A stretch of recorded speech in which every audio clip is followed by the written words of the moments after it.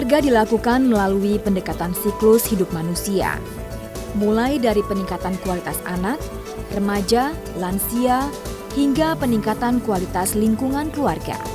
Pembangunan keluarga bertujuan membangun ketahanan dan kualitas balita dan anak dalam memenuhi tumbuh kembangnya, terbangunnya ketahanan keluarga remaja dan kualitas remaja dalam menyiapkan kehidupan berkeluarga, serta meningkatnya kualitas lansia dan pemberdayaan keluarga rentan sehingga berperan dalam kehidupan keluarga. Salah satu upaya membangun kualitas kehidupan keluarga yaitu melalui pembangunan kesehatan reproduksi. Berdasarkan Undang-Undang Nomor 36 Tahun 2009 tentang Kesehatan, dijelaskan bahwa upaya kesehatan diselenggarakan dalam bentuk kegiatan dengan pendekatan promotif, preventif, kuratif, dan rehabilitatif yang dilaksanakan secara terpadu, menyeluruh, dan berkesinambungan. Salah satunya melalui kegiatan kesehatan reproduksi.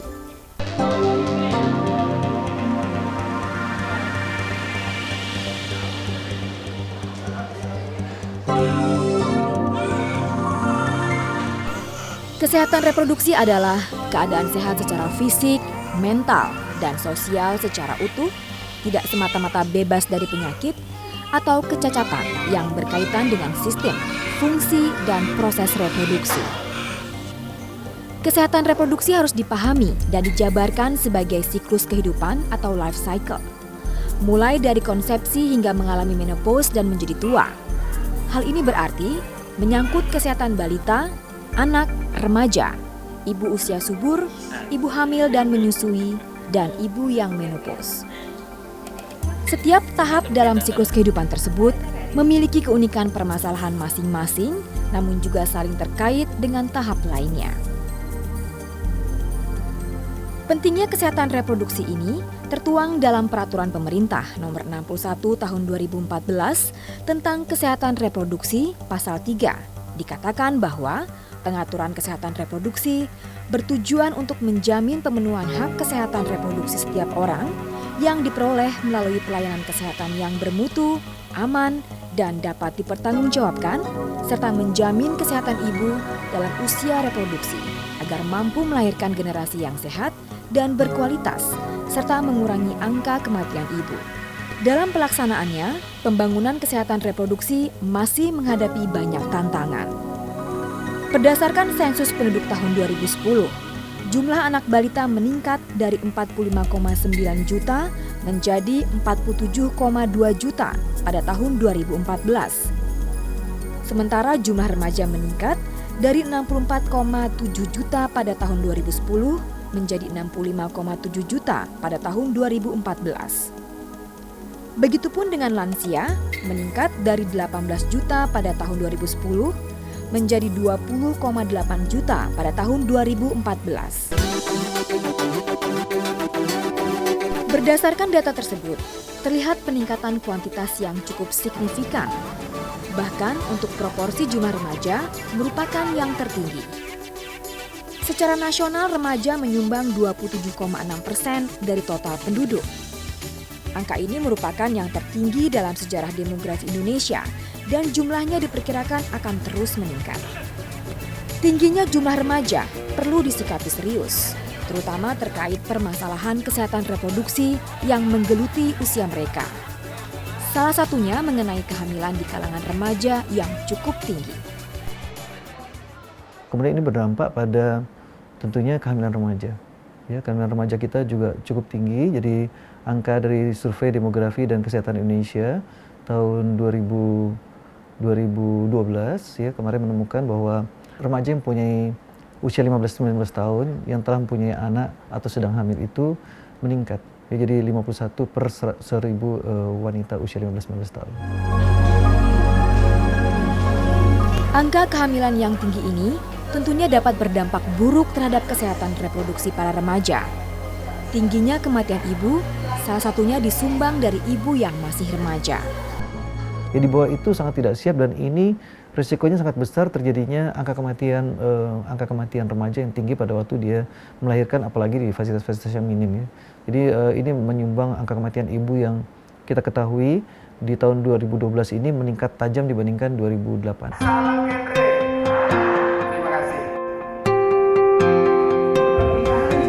Selain itu, penyakit yang dikaitkan dengan kesehatan reproduksi juga mengintai usia muda. Infeksi menular seks atau IMS atau biasa disebut penyakit kelamin dapat mempengaruhi kehidupan manusia. Contohnya HIV/AIDS. Berdasarkan data Kementerian Kesehatan, jumlah kumulatif penderita HIV sejak tahun 1987 hingga tahun 2014 mencapai 150.296 jiwa, dengan total penderita AIDS sebanyak 55.799 jiwa.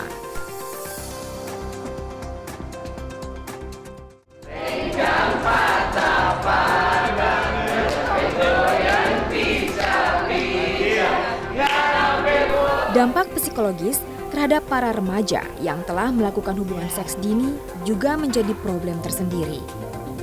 Mereka akan tertekan secara mental serta dipenuhi dengan rasa bersalah. Dampaknya akan sangat buruk. Setelah itu konsep dirinya akan terkena, rasa percaya diri akan terkena, rasa bersalahnya akan menjadi besar, rasa tidak nyaman pada dirinya, malu terhadap lingkungan, keluarganya juga malu. Jadi banyak sih dampak yang bisa terjadi. Nanti dia frustrasi, nanti dia tertekan, bisa kan terjadi. Nah, itu yang tidak difikirkan kadang-kadang karena hanya melihat kesenangan sesaat saja.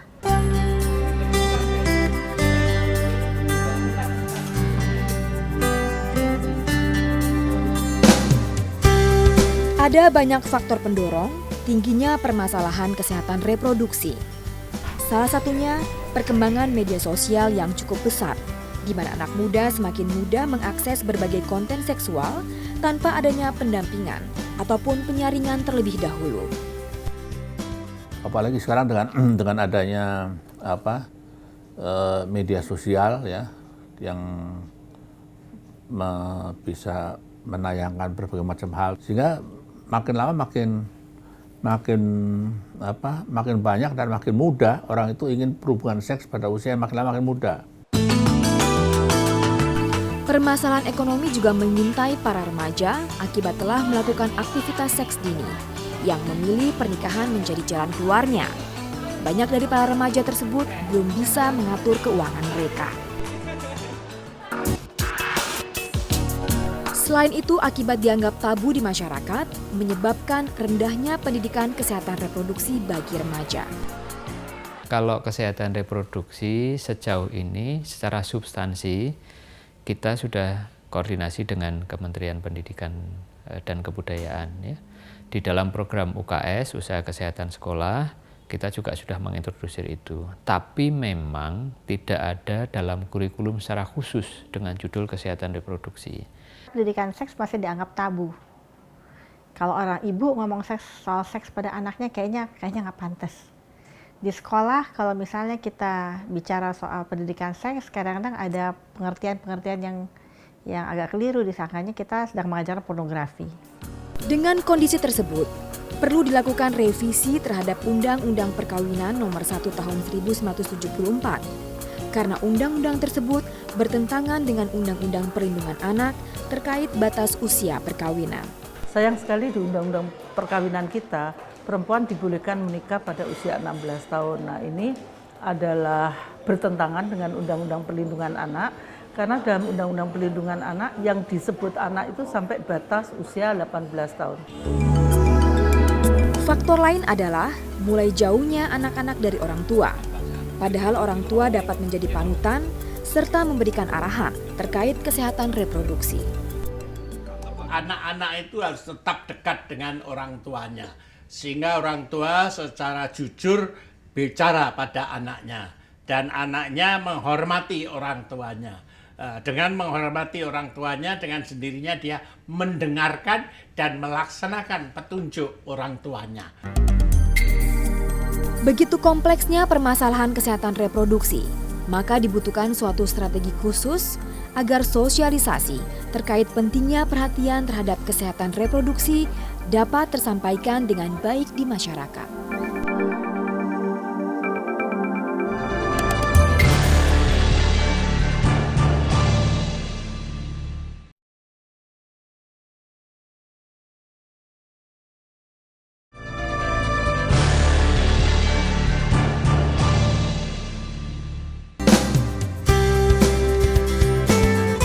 Usia remaja merupakan masa pancaroba atau masa pencarian jati diri.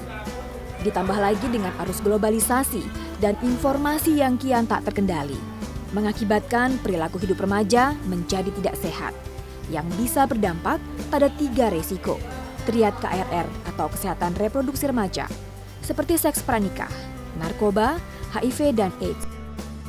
Kondisi ini apabila dibiarkan terus-menerus akan mempengaruhi kualitas bangsa Indonesia dalam 10 hingga 20 tahun mendatang. Hal tersebut dapat terlihat dari jumlah penduduk Indonesia pada kelompok umur 10 hingga 24 tahun atau remaja, yaitu sekitar 27,6% atau kurang lebih 64 juta jiwa dari total penduduk Indonesia berdasarkan sensus penduduk tahun 2010. Tentunya angka ini memerlukan perhatian khusus dari semua pihak. Sebagai implementasi Undang-Undang Nomor 52 Tahun 2009 tentang Perkembangan Kependudukan dan Pembangunan Keluarga, Pasal 48 Ayat 1B, mengatakan bahwa peningkatan kualitas remaja dengan pemberian akses informasi, pendidikan, konseling, dan pelayanan tentang kehidupan berkeluarga. Maka Badan Kependudukan dan Keluarga Berencana Nasional (BKKBN) sebagai salah satu institusi pemerintah berupaya untuk mewujudkan tercapainya peningkatan kualitas remaja melalui program Generasi Berencana (GENRE). GENRE adalah remaja atau mahasiswa yang memiliki pengetahuan, bersikap, dan berperilaku untuk menyiapkan dan merencanakan secara matang kehidupan berkeluarga, di mana usia ideal untuk menikah bagi wanita di atas 21 tahun dan untuk laki-laki di atas 25 tahun. Di dalam generasi berencana ini kita ajarkan juga untuk persiapan berumah tangga yang baik. Berumah tangga ini kita selalu sampaikan, ini juga sesuai dengan amanat undang-undang juga, di situ disebutkan bahwa pembangunan keluarga ditujukan agar keluarga itu mampu melaksanakan fungsi keluarga secara optimal. Nah, fungsi keluarga inilah yang kita ajarkan juga kepada teman-teman kita mahasiswa maupun sekolah lanjutan atas, bagaimana mempersiapkan sebuah pernikahan yang baik itu. Pemahaman fungsi keluarga tersebut dikenal dengan istilah 8 fungsi keluarga. 8 fungsi keluarga ini bukan hanya sekedar simbol, namun merupakan pijakan dan tuntunan keluarga dalam menjalani roda kehidupan. Pendekatan dalam program GENRE adalah memberikan pemahaman pendidikan melalui konselor yang sebaya sehingga mereka mampu menjadi teman bagi para remaja. Salah satu model pendekatannya adalah melalui Pusat Informasi Konseling PIK Remaja Mahasiswa. Di sini BKKBN melatih para remaja untuk menjadi pendidik atau konselor sehingga mampu memberikan informasi serta konseling. Karena para remaja ini lebih merasa nyaman jika mereka bertukar pikiran dengan sesama remaja. Seperti kegiatan di PIK Remaja Ceria Sentul ini. PIK remaja yang lahir dari masyarakat ini sangat concern dalam memberikan sosialisasi mengenai kesehatan reproduksi kepada para remaja di daerah Babakan Madang, Bogor, Jawa Barat. Karena keprihatinan kita, karena remaja zaman sekarang ini banyak fasilitas yang bisa didapatkan seperti internet dan lain-lain, dan jika tidak digunakan sebagaimana mestinya, maka mereka akan terjerumus ke jalan yang salah. Berbagai prestasi pun pernah diukir oleh kelompok PIK remaja ini. Salah satunya menjadi PIK terbaik se-Kabupaten Bogor pada tahun 2014 lalu. Kegiatan-kegiatan yang mereka lakukan sehari-harinya pun cukup banyak, seperti membuat poster kesehatan dan melakukan penyuluhan kesehatan reproduksi ke sekolah-sekolah. Dalam memberikan penyuluhan kepada remaja, mereka berupaya untuk atraktif, terutama untuk menarik minat para remaja dalam mengikuti penyuluhan. Untuk itu, materi penyuluhan yang diberikan oleh mereka, misalnya melalui permainan ular tangga GENRE. Melalui permainan ini, para remaja diajak untuk mengeluarkan pendapatnya dalam menjawab setiap pertanyaan yang terdapat di dalam setiap kotak ular tangga. Tentu saja, sambil disisipi pesan-pesan terkait generasi berencana oleh para konselor PIK di akhir jawaban para remaja ini. Selain itu, para konselor juga memberikan pengetahuan mengenai kesehatan reproduksi dengan celemek kesehatan reproduksi. Para konselor memberikan informasi mengenai sistem reproduksi kepada para remaja, serta menginformasikan mengenai penyakit ataupun permasalahan yang dihadapi remaja jika tidak memelihara kesehatan reproduksi mereka. Kegiatan ini direspon positif oleh para remaja. Mereka merasakan manfaat yang besar dengan keberadaan PIK ini, terutama dalam memberikan informasi mengenai kesehatan reproduksi. Kita bisa mendapatkan berbagai ilmu di sini ya. Pertama kita mulai bisa mengenal yang namanya penyakit yang bisa merusak kesehatan diri kita. Kita juga bisa menjaga alat reproduksi kita ya supaya tidak terserang penyakit tersebut.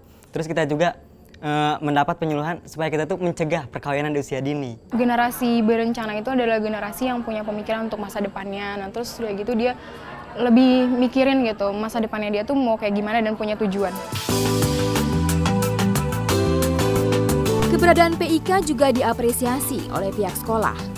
Alasannya, berbagai informasi kesehatan reproduksi yang diberikan mampu membantu remaja untuk menjaga kesehatan reproduksinya.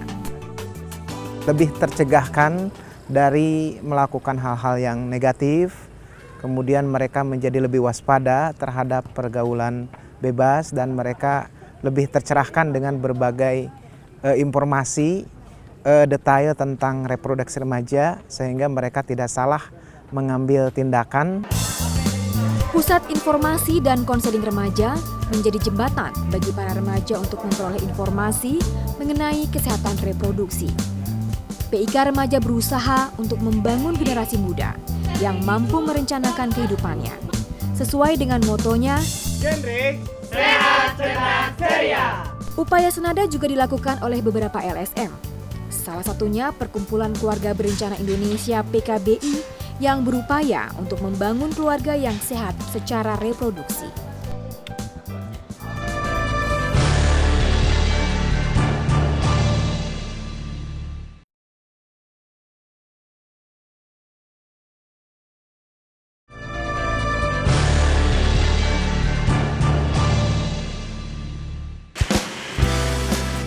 Upaya